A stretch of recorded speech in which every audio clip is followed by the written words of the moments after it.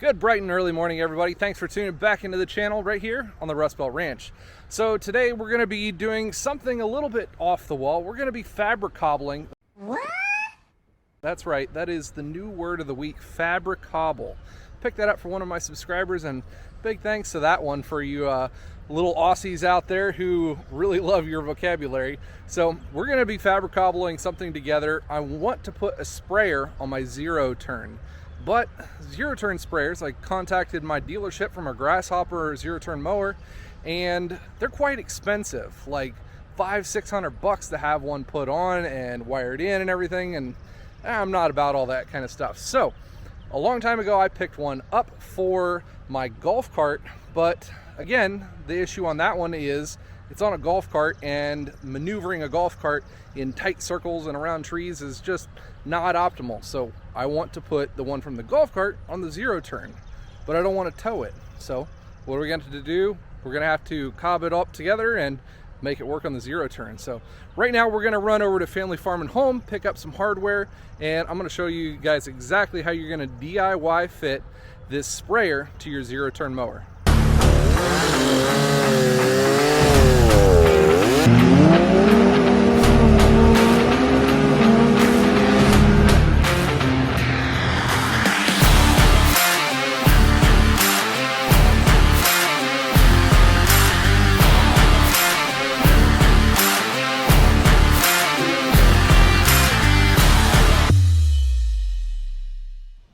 Alright, so I picked up all the hardware and stuff that I think that I'm going to need, and stuff that I'm going to fabricate out of kind of what's already there.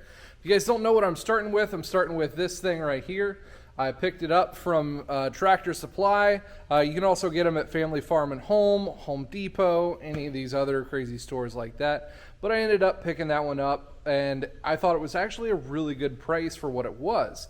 I hooked it up to the good old golf cart and ran it around for a couple of weeks, and it was actually really easy to use. I was able to set up the pressures and everything for the regulator and the sprayers to be able to spray out for the correct amount per acreage actually very easily. However, with obviously use of a golf cart, it is very, I guess, much more difficult to maneuver around tight spaces, trees, to make everything nice, even, straight in lines, especially when you're doing long and straight distances. So I really want to put this thing on the zero turn. So this morning, I'm going to get into taking this thing apart and mounting certain things on the mower, trying to get it to work in wherever I need to, because yeah, I'm not paying like a couple $500-600 to get one mounted to my zero turn that's whatever for it. So let's see what I can do about getting this thing mounted.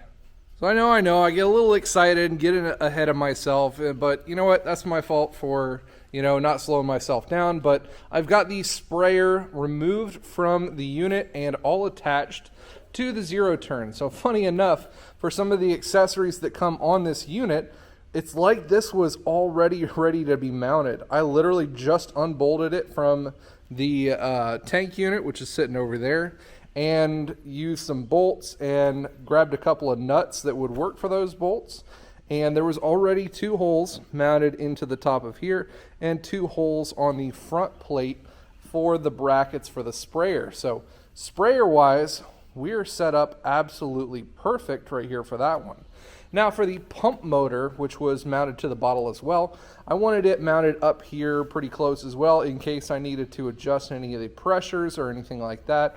So I mounted that one. All I had to do was drill a couple of pilot holes in the front area of the mower and mounted it to the front of the frame. And this is a double walled frame, very thick. It's, was kind of hard to get through, but we eventually got it through there. So that is all mounted up fine and dandy, and this sprayer looks really nice on the front of it. So now the hard part is how to mount the tank. Let's see. Well, I'm going to have to say that I'm probably going to end up using the rollover bar, because I really never use the rollover bar. I just leave it down like that because I have a lot of trees that are awful low and I have to duck and move around them all the time. Yeah, I know, safety thing, you should use the rollover bar, but you know what? I think we're going to use it for mounting the tank. Yeah. Let's see how this is going to work. All right, so after some crazy decisiveness here, this is the bracket that had the axle for the wheels going through it, and I kind of bent the outer plates out. And this is what I'm going to use to mount the bottle to the rollover bar on the rear. So the bottle will be already mounted on this, and then we're going to drill some couple holes into the rollover bar there. And then for the front section, I went and picked up a plate steel, like a 1-inch. I think it's a 3/8 thick steel plate that we're going to put from here and over to the other side. That's going to have the front side of our bottle, our canister, our 32-gallon tank to be able to mount here. So I think I've got all the hardware I need, so we're going to start drilling some holes and get the tank mounted, and then we got to run some new lines to everything in between and hopefully make it look all nice and get some wiring in too.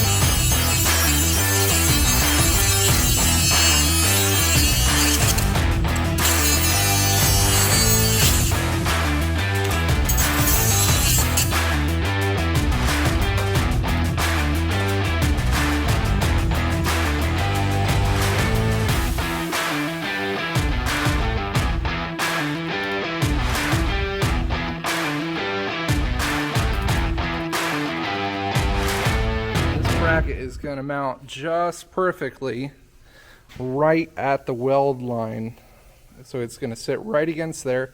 And I do want to have this thing removable, and once I take this little twirly thing off here, it's going to be out of the way of my head and everything. So I do want to have this removable, so I am going to do bolt holes here and on the other side to have this removable if need be, and then drill a hole in the plate on the other side as well. So a little bit more drilling and we should be good to go.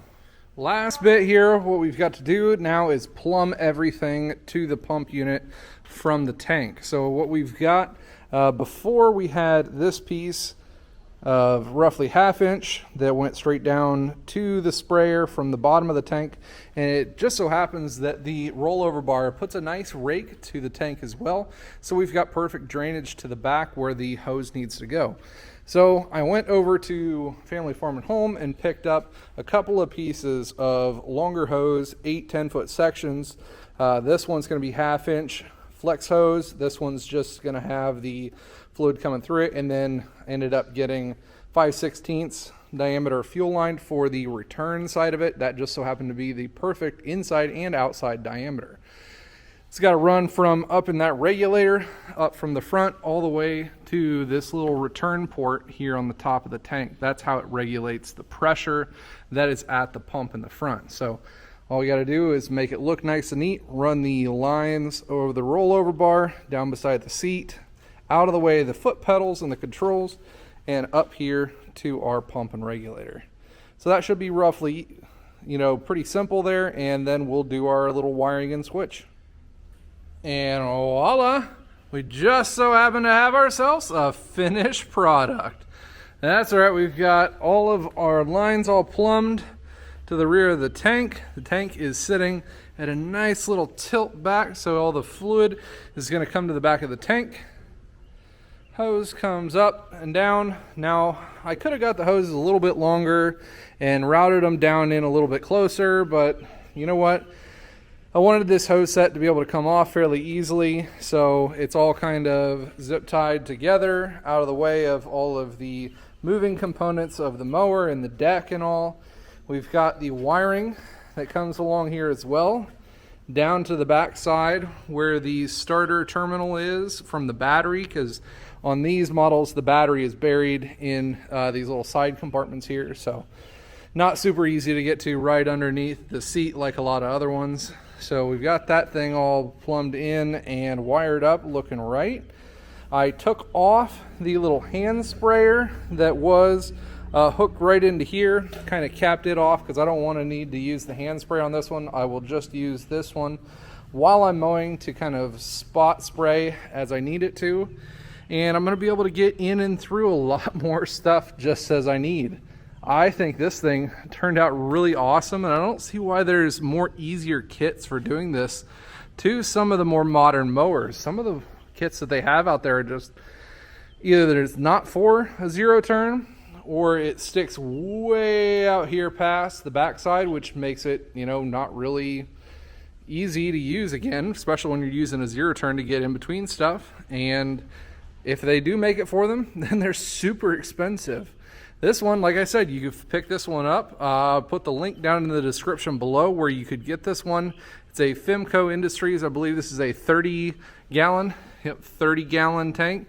Picked that one up at Tractor Supply, and it works absolutely fantastic. So now I think we're going to do some mowing and spraying here.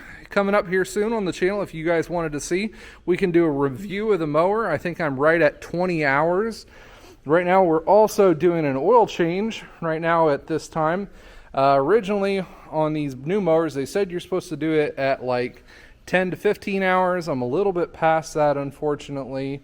Let's see, what's the clock say I'm at? Let's see, 23.1 hours. So a little bit over what we're supposed to be at, but we've only mowed like 3 times with this. It takes freaking forever. It takes like 6.5 hours to mow all the property here, so it takes a little while, and this is going to help. So we're going to get the oil change done, and this thing turned out pretty nice. So if you guys like this kind of setup, make sure you hit the thumbs up down below for this little DIY sprayer for your zero turn. Hopefully this one helped out and you guys could do this to your mower. Like I said, any of the links will be left down below in the description. If you guys have any questions at all, feel free to leave those in the comments, or let me know what you think about this kind of a project. If you guys like to see this kind of material, some of the franken-cobbling, like I said, I love that word, that I like to do here around the house and around the entire property. Hopefully you guys like this content. If you did, please hit that subscribe button and turn on that bell notification so you get notified when I come out with awesome content just like this one here for you today. Thanks for tuning in, guys. We'll catch you on the next one. We'll grab a tool and get wrenching.